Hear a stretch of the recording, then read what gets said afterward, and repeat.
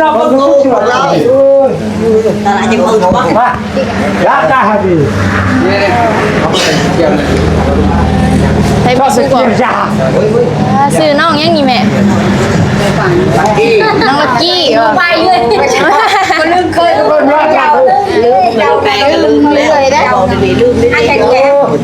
น้องลักกี้อ่ะนะเบิ้งคูเคนให้นี่ใช่จังเลยมาพ่อแม่ใหญ่มาได้บอกคือบอกเคยมาเนี่ยเอาขอห้องเลยเจ้ามาไปคอยบอกนั่นนี่แม่แม่ไม่ได้บอกจะบอกนี่แม่เนี่ยคอยบอกแล้วนี่แม่ได้แค่เดียวมาเอาขึ้นมาก็สั่งก่อนแล้วเรื่องกลางก็พวกไงมาได้เหรอนี่คือทำมายังนี่ไปแล้วก็ได้ไม่เท่าเป็นยังนางอยู่พี่เนี่ยแล้วไม่จะนางอยู่พี่เองมาได้บอกใจคุณมาไม่ภาษาก็ได้ใหญ่นะคนน้อย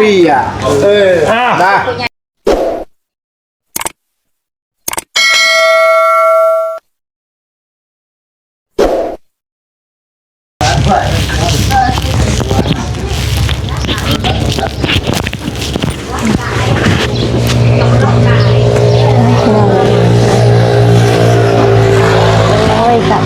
สบายดีเด้อสบายดีสวัสดีเด้อพ่อแม่พี่น้อง FC เบิร์ดสุขุสุคนเนาะว่าจะอยู่ฝั่งลาวฝั่งไทยหรือว่าทางต่างประเทศมื้อนี้ก็ยินดีต้อนรับเข้าสู่ช่องน้องเบลชาแนลอีกแล้วเด้อพี่น้องเด้อเปิดคลิปมาอยู่ที่เงินไผเนาะอันนี้ก็เงินไผก็บอกว่าเงินแม่ซุกบ่เงินแม่ซุกพี่น้อง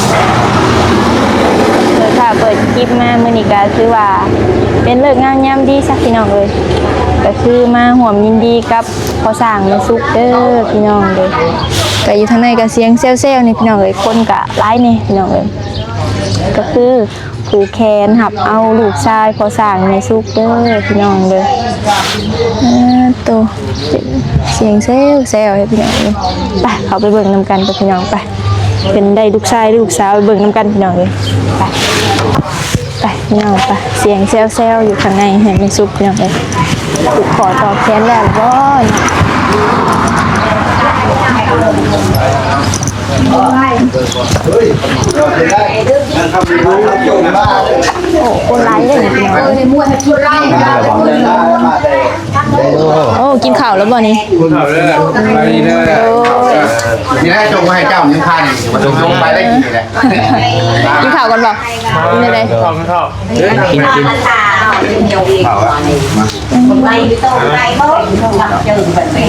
นี่พอดีเลยติ๊บเลย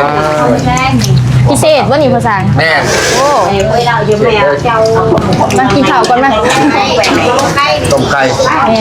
แล้วก็ติดตั้งอันนี้นี่ตั้งครับไปถ่ายเอาคนหล่อนะ ขอบใจภาษาเป็นวาวหล่อเนาะแบบน้องเด้อมันมาเรายิ้มเขาเลยโดยได้น้ำไทยเขาเศร้าวันนี้เบาไรเขาเศร้าอะไรเนี่ยเขาเพ่นเลยเขาเศร้าบวกเขาเพ่นป้าแต่บอกวิกินนายบอกแก้วกินนายเนี่ยยังเลยอีกถ้วยหนึ่งเนี่ยเอาเพิ่มมาไม่กินพยายามนี่มาใส่ผ้าเดียวกันเลยก้อนมาพี่น้องกลุ่มน้องลักกี้ใส่ผ้าเดียวกันเลยใช้ก็ใช้ว่าป้านี่แหละใช่แล้วมันพาเดียวกันนี่มันจอดแบบกินข้าวพี่น้อยมาปุ๊บกินปั๊บเลยของทำมาปุ๊บแล้วมาโดนเติมสมองจะมาถาเพิ่นอยู่นี่บ่ไปเฮือนผมแต่พอดีเห็นรถคนกายมาพอดีจอดลงหนังยังภาษาจะเห็นรถกายมาเลยแล้วก็ขี่ตามมาเลย บอกว่าเห็นแต่คลิปก็แล้วเห็นดูลงคลิปเชื่อเบิ่งเล็กน้อยเบิ่งเบิดนะมันทาน พอไร แหน่ช่วงนี้ยังเป็นเพิ่งถือเยอะเจ้าว่าเบิ่งของอ้ายมันยักเบิ่งของนุ่งบี้มันยักบ่ เบิ่งของเจ้าแหล้วเบิ่งแต่ว่าเบิ่งไกหับโชคแล้วกด แจ้งข่าวดีเชื่อจะข่าวดีอย่างเดียว จะข่าวดี พ่อแม่นะอ่านได้คอนเทนต์ในหนังพวกนี้แล้วแต่ก็คือยังไปถามพระจ้างก็จริง คือกันเบิดไปอ่ะ เบิ่งพันพานนั่นแหละพี่น้องเพราะว่าเขาบ่มีเวลาที่ไปนั่งเบิ่งเนาะไปงานใดสิเบิ่งเนาะ จมบนยังอยู่อะไรเงี้ยหนูเลย จ้ะคนไหนจะเฮานี่เบิ่งสิเพื่อไปเหมือนกันเพิ่นกินเบิดน่ะเบิ่ง ใส่ผ้าอ้าวให้มันอะไรขายของ เพิ่นกินกัน ถึงแล้วบอก ไปทุกนี่ต้องใช้บุกินข้าวเนาะ ตื่นเต้นแห้งเหรอ ไปลูกชายใหม่ แม่ กินข้าวข้างน้ำสิ ได้ลูกกับบอกกินข้าวบ่ได้ลูกกับบอกกินข้าวเนาะ อันตรายเลยแบบป้าวีแล้วบอกนะวีโหโคตรโคตรวี อาที่เห็นแหละ เลือกเนาะ เคยเห็นเท่ากับ เอาไปวี โคตรวีรอนี่ ทำไมแบบมีเนี่ยมี มันจะวี ปีโพลไซต์ คุณเจ้ากับไปพุ่นบอก ไปทำมา ให้เป็นถ่ายเท่า นั่นบอก เจ้าภาพ โจโคตร บูแม่นแล้วตัวนี้ เรื่องคุณเจ็บปวดบ้าง ยังอยู่เก็บงานแถวนี้กัน มีงานอยู่เนาะ ไม่ได้ คุณเจ็บปวดกับ คือเห็นแล้วเบิ่งอยู่แล้วว่า ว่าใครมาประจำอยู่หันเลยคือตะกี้จะประจำหักก็ได้ อ๋อ อันนั้นขึ้นไปอยู่เป็นเดือนเป็นยำผุนเนาะ แม่น อันนี้นี่หาเจ้าขึ้นแถวลงเจ้าขึ้นแถวลงอ่ะมันเจ็บซี่เพิ่นไก่ที่ว่าใบหน้าก็ลงมาหรือเปล่า ลงมาแบบ คือปลาข้างเหนือจุดจ่อไว้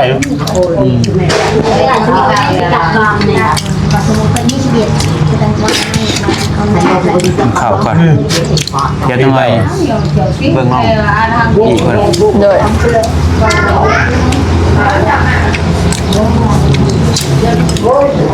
เพื่อให้ทางเจ้าบ่อน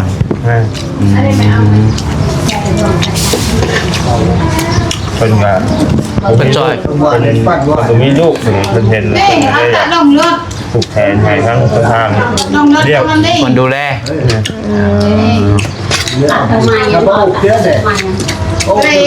จอดเสือเบาะนอนเด็กหน่อยยังบ่ได้บ่เกาะมาเสือนอนเด็กหน่อย ยังแต่รุ่นที่ทั้งมาได้มอบให้คนที่นี่เนี่ยแบบเมย์แล้วว่าให้ไปซื้อนอนไป อุปกรณ์ นอนอุปกรณ์ที่นอนนิดหน่อย ลำไส้เนาะ เห็นนอนอยู่บ่มีหยังห้อง โมหายอ่ะ เรียกง่ายดีจังเนาะ ทำหูอยู่ เมื่อวานนี่แหละฮะกระแปดมือ นะ เบิ่งไปยังง่ายกับสาธุ เพิ่นบ่คุ้นบ่เคยอยู่ดีสิให้มี โอ้โห ฮะโอ้ ก็เรียงง่ายกับดี แม่ ว่าใช่ป่ะ บุญพร้อม ทาง ภาษา นะ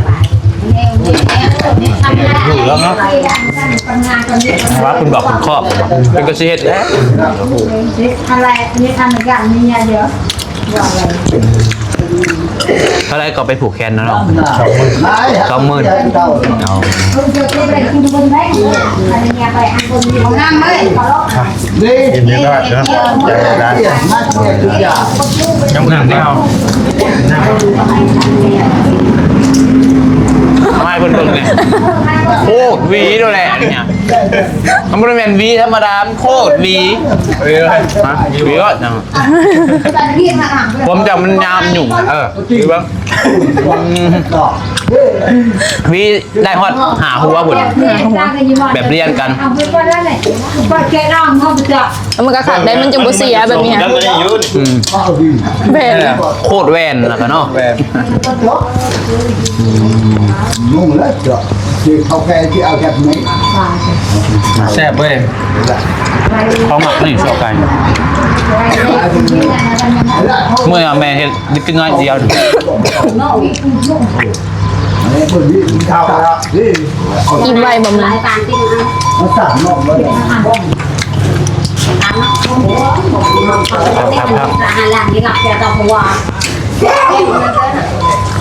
ไหน เขาได้แล้วเนี่ยผมเคยชอบเคย ไม่ได้ขึ้นไปทางใดบ้างไปทางหน่อยบ่ ใช่เลยใช่ ไป เลย ขึ้นน้อยไปบ่ทางเบิ้ง นางนี้นางลงให้ถ่ายดิยาบ้า ที่เราตู้พายหรอกคือวะนี่นะ ใช่ป่าใช่ใช่จะเป็นรักเลยรักมาอยู่ทุก มันทำมาพร้อมนะฮะ บ้าโอเคฮะได้ตีใหม่นี่ตัวว่านี่ครับแล้วนะโดนกินครับกิน กินไม่ได้ ยาเลยเนี่ยจ่ายเลยว่าทำเราไม่จ่ายยังไง ไปพี่น้องกินข้าวอิ่มกินนี่พี่น้องไปดีเด้อพ่อสร้างเด้อใส่ลูกชายบ่เป็นลูกชายบ่สร้างใส่เฮาขอเบิ่งนี้ ไม่ได้ ไปเด้อ เราก็รู้ว่าเราตลาดจะเปิดบ้างว่ารักได้ฮะดี ใส่บ่สุกบ่ซื้อน้องยังนี่แม่น้องลักกี้ไปเลยคนนึงเคยคนรักเราไปลืมเลยได้ให้กันแก่น้องลักกี้อ่ะนะเบิ่งผูกแขนให้นี่ใส่กันเบิ่งนี่มาพ่อแม่ใหญ่ไหมได้ไปก่อนคือบอกเคยนะ เอาก็ห้องเลยเจ้าว่าเจ้าสี่ไปคอยบอกนะมีแม่แม่ไม่ได้บอกเจ้าว่านี่แม่เนี่ยคอยบอกแล้วมีแม่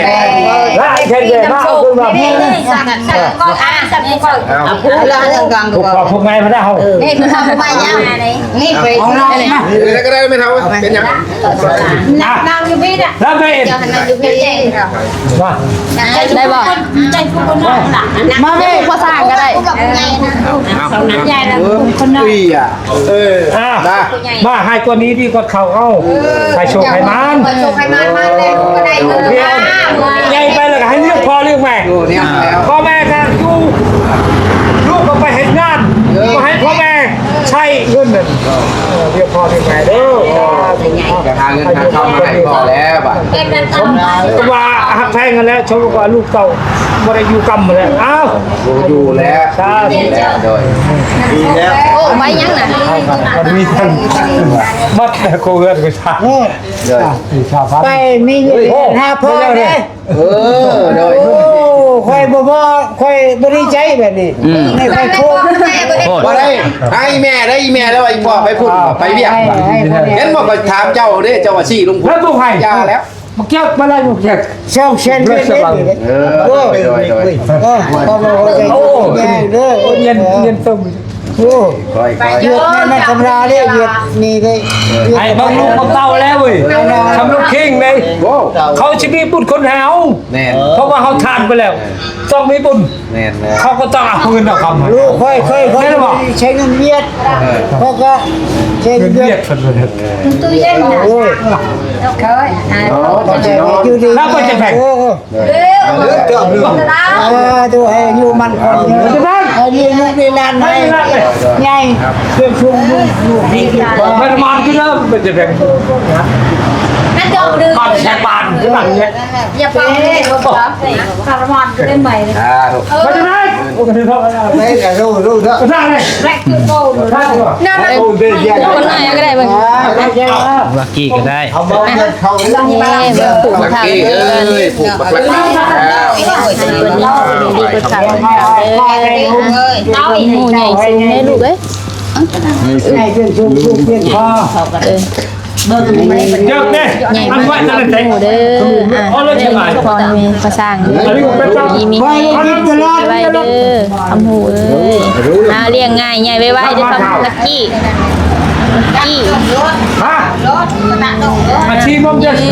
เอ้ยแต่ช่างนี่เนาะ ลายผูก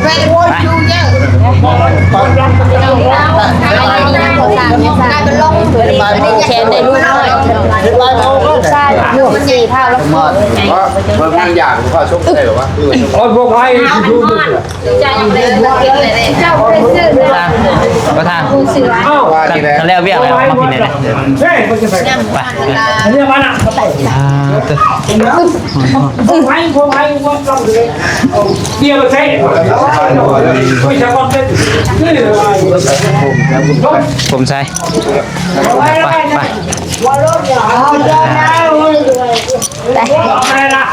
นั่งอยู่ไซ นั่งแล้วยืนนั่งก็ได้บ่ ยืนบ่ คอกงัวรถเนาะ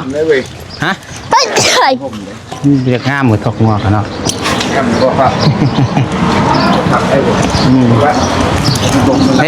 ไม่บงผูกก็ได้ไป ไป เดี๋ยวมีเวียกที่ถามพังบุษางคนน้อยนึงพี่น้องเลย โดย เรื่องเวียกเรื่องงานนี่แหละโอเคยืนนี่ก็ได้นี่เนาะโอเคสวัสดี โอ้ยแต่สิลมกับไม่สุกกับไม่สุกกันยังวุ่นๆอยู่พี่น้องเลย โอ้ได้ลูกเดี๋ยวมันจะคุณปากน้ำพอคุณแล้วยันทำกับโบปากโบติงแล้วคุณใจเลย ดีใจแล้วได้ลูกชายใส่กกใส่โทนอีก ใคร เนาะ จะมาให้ได้ แม่น ใครจะพูดกันดี หักฟังเลิกเดือนต่อไปเพิ่นยังเสียนะบ่ แต่ว่าเลี้ยงง่ายก็ดีคือกันว่าสั่งเอ้ยเพิ่นคำฮู้ความมาซั่นซะได้บ่ตากล้อง ยังเนาะสบายดีแค่นึงพี่น้องเนาะกับมื้อนี้กับเราก็สารวุ่นแน่เป็นอะไรกันเวลาขอเวลาเรามาหน่อยนึงว่าอยากถามเรื่องเงินเพื่อนน้องน้อยนี่แหละ โอ้โดย เป็นจังได๋เสวียกเจ้าทางแล้วบ่ เพราะว่าเบิ้ลงบมีแต่เพิ่นซื้อแผ่นมาเลยมีแต่มุ้งแผ่นซื้อโกงเคงแล้วเบิดแล้วตลกติด ขึ้นโค้งไม้ให้แล้วบ่แล้วเนาะ แม่น ยังถ่าแต่อนุซิ่ง แม่น แต่ เบิดมุ้งเลยสิ่งนะเพิ่น คือเฮาว่าอยากถามเจ้าเรื่องเฮือนน้องน้อยก็คือว่าคือตามรมกันไว้หั่นนะว่าอยากจะขึ้นโค้งไว้คือเฮือนน้องอูน้องอีหั่นแหละแบบเดียวกันหั่นแหละขึ้นโค้งไม้จังแล้วก็ใส่ไม้พละเสลาหั่นล่ะเพราะมื้อนั้นก็ได้ร่วมกับเพิ่นแล้วเทื่อนึงน้องๆแล้วมื้อนี้อยากมาร่วมอีกถามเพิ่นอีกเทื่อนึงว่าค่าสร้างเจ้าสิเอาเท่าไหร่ แผ่นโซน เฉพาะขึ้นโค้งไม้แม่นยังบ่ได้มุ่ง ประมาณ18นี่นะ 8,000 บาท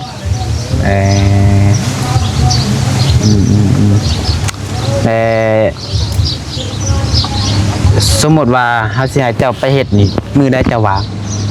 มึงก็คันเป็นบ่ได้ก็เบิ่งมื้อนี้แล้วเบิ่นแล้วก็ว่ามื้ออื่นบ่สิขึ้นไปลงเพราะว่าเฮาบ่ญาติแย่งก็บ่ได้เฮามันบ่มีเรื่องเงินคำใช้แท้เฮาเคิกหลายก็เฮาจะให้ตัวเนื่องเลยนะเพราะว่าเดี๋ยวนี้ช่วงนี้ก็เพราะว่าเฮาก็ได้ลูกน้อยเด้เฮาสิเคิกไปเลยเฮาก็เป็นไปบ่ได้เฮาต้องบืนนั่นแหละจังว่าฮอดยามให้ใช้นานมันก็สิยากต่อ เลยดูกับใครดอกไม่เท่าก็ซอยอยู่เนาะ โอ้เพิ่นมักเล็กน้อยเด้ บ่ได้ไปใช้ อยู่กันไม่เท่าก็นั่นอยู่ไม่เท่าเพื่อนเป็นกันแน่นนาอยู่แล้ววะเนาะ นายอยู่เราบ่มีไผได้มีแต่2-3คนเด้คนใช้จังได้มาช่วยแม่สุขนะ เลย 8,000 บาทพี่น้องเราสิเอานำเนาะบ่ขึ้นโครงไม้ประมาณมื้ออื่นบ่คันว่าบ่มี แม่ ห ยั ยัง ง ผิ ผิ ด ด อื่นบ่มีหยังเปลี่ยนแปลงแล้วมันอื่นไปมีอยู่เช็คเครื่องเช็คหยังมันสมบูรณ์แล้วมือทุกคนต้องดำเนินงาน โดยเพราะว่าเฮาก็อยากให้ขึ้นไว้ซ้ำทีสิเฮ็ดได้แหละพี่น้องเพราะว่าย่านไม้มันอิหยังเพิ่นเอิ้นปวกว่าซั่นมันสิกินหั่นนะปลาไว้โคนปลูกไก่ปวกซ้ำ แม่น ก็เลยว่าขนอยจะวางมืออื่นก็ดีก็ขึ้นไปเบิ่งเลยไปลุยเลยก็ได้ แม่น คะแนนว่านั่นแล้วสิให้เขาน้องๆน้อยๆเพิ่นคนใหม่คนยังไปไหว้ผู้แลไหว้เฮือนเลย เตรียมไว้ท่าเอาซั่นซะ คนไปไว้เราก็ได้ โดย เพราะว่าเฮาก็จะให้มันก็หามันแล้วเพราะว่าป้าอยู่หั่นเฮาก็เป็นห่วงคือกันมี FC คนนึงว่าไม่น้องน้อยเพิ่นใส่ปกไผดอกไผยางอยู่โทรลมมาว่ามันบ่เป็นหยังบ่ละว่าระยะประมาณมง 2-3 อาทิตย์นะไปเลยตอบว่าบ่เป็นหยังดอกคันว่าโดนหลายก็ยันปวดยันหยังคือจะว่าหั่นแหละ แม่นคืออันเฮาคะแนนเฮาได้มุ่งคะแนนเฮาอันได้ขึ้นโค้งไว้นี่เฮาว่ามันคือสิดีกว่าป้าไว้ขี้ดินเอาไว้ได้สำหรับความคิดเฮาจะว่าได้ซะ ถึกแล้ว เพราะว่าหลายคนก็ว่าย่ามันสมมุติว่าเฮาขึ้นโค้งไว้เลยคันเฮาบ่ได้มุ่งย่ามันดอกอย่างเฮ็ดจังซี่แต่ว่าน้องวัดไส้คิดว่ามันก็สิดีกว่าเฮาป้าไว้อยู่ขี้ดินอยู่เนาะ มันก็บ่ดอกง่ายๆนะ แน่น ก็ ไม่ยิงก็ตัวซื้อไปนะไม่ย่างบ่ เป็นเพื่อนมาย่างไม่กรุง ไม่ก็เนื้อดีอยู่ เพราะว่าเฮ็ดตามงบว่าจันจ้าพี่น้องเนาะคือตอนนี้นี่ค่าสร้างนี่น้องวัดไส้คิดว่าน่าจะพอพี่น้องเนาะตัว 8,000 นี่แต่มีหยังอีกบ่สมมุติว่าอันได้น็อตเน็ตจังบ่ได้ซื้อบ่ มัดกะเฮามีแต่น็อตดำนิ่งกับแผ่นโซล่าเลยตะปูอันตะปู8แนวละ3โลกับตะปู10 ตะปู8 3โล แม่น ตะปู10 3โล แม่น แล้วก็ ตะปู6ตอกปันลม ตะปู6 เอาประมาณ1โลนึงแล้วกับน็อตดำนั่นแหละ น็อตดำจัก ประ ทง มาณ บัด โล นี้ หรือว่า2ถุง2ของพอสร้างนั่นแหละน็อตยิงอันนั้นจับอันนี้เด้จับอัดทวนมัน น็อตดำ2ทงบ่ แน่น ตัวนั้นจะ 2ถุง โอเคก็อืม นี่เท่านั้นแหละเพราะว่า มีแต่ต้องได้ซื้อตัวนั้นเพิ่มเนาะ เบิ่งจะไปกวดไม้ปลาลมนี่เนาะ12แผ่นพอสั่งเนาะ อืม ปลาลมมันเป็นไม้แป้นแล้วจะสีได้บาทถามเพิ่นมักสีใดสีทาปลาลมนะตัวนี้ก็ลืมไปได้พอสั่งกันเพราะว่า สีทาเป็นลมพร้อม แม่น สีนี่ ครั้งหนึงประมาณซัมบอรี่ซื้อให้นั่นแหละประมาณหมองกลางๆนะบอกขอโทษนำก็ประมาณซำน้อยๆซำนี้แหละมันเป็นพวกนี้จะพอเอาสิปนกับน้ำมันนี่พวกอสังนี่ก็ได้ ปุก3ลิตรบ่พอ ประมาณนั้นแหละสิเป็นสีขาวสีแดงก็แล้วแต่เพิ่นมักนะ โดย เคยทาคันเฮาใส่ซินอกทินเนอร์ใช่นะมันเปลืองเป็นนั่นนะครับเจ้ามาเป็นไม้เฮาทาสีน้ำมันนี่คือแบบของกระเฒ่านี่มันจะนั่นชุดโซม สี นั่นเปื่อย โด เพราะว่าเฮาทาแล้วเฮาจะมีตัวกวบอยู่ได้คั่นน่ะมันกวบแผ่นลบมันเด้คือกองภาษาอันนี้ ต้นสีนี่เฮายังบ่ได้นั่นติขั้นตอนสุดท้ายบ่นั่นน่ะ บ่คันว่าเป็นไปได้ก็ดูในปลาลมก็เฮาทาปลาไว้เฮาเต็งไว้ก็โอเคอยู่บ่เฮาขึ้นโค้งขึ้นหยังเฮาได้ใส่น้ำเอาใส่ไว้รถจำมันแล้ว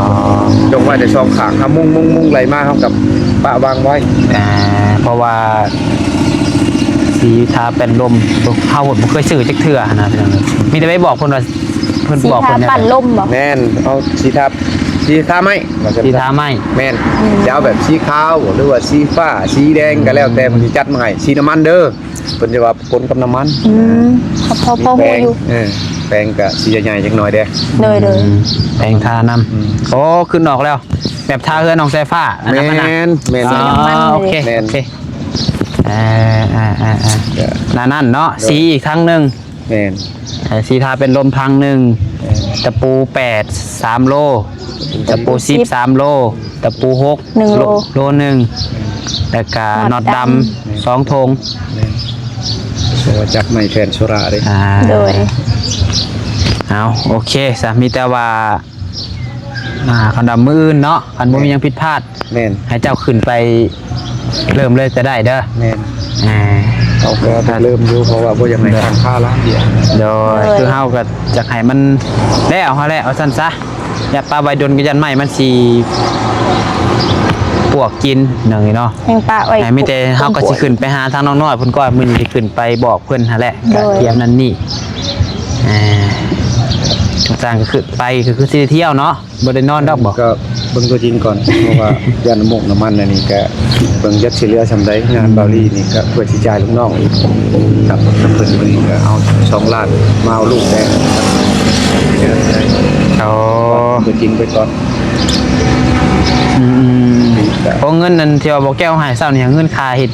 เบี้ยนี่บ่ เงิน โอ้ก็ได้เอาเงินผู้ใหญ่ฝากมาให้ล่ะ อ๋อบ่มีเนาะก็บ่ทันได้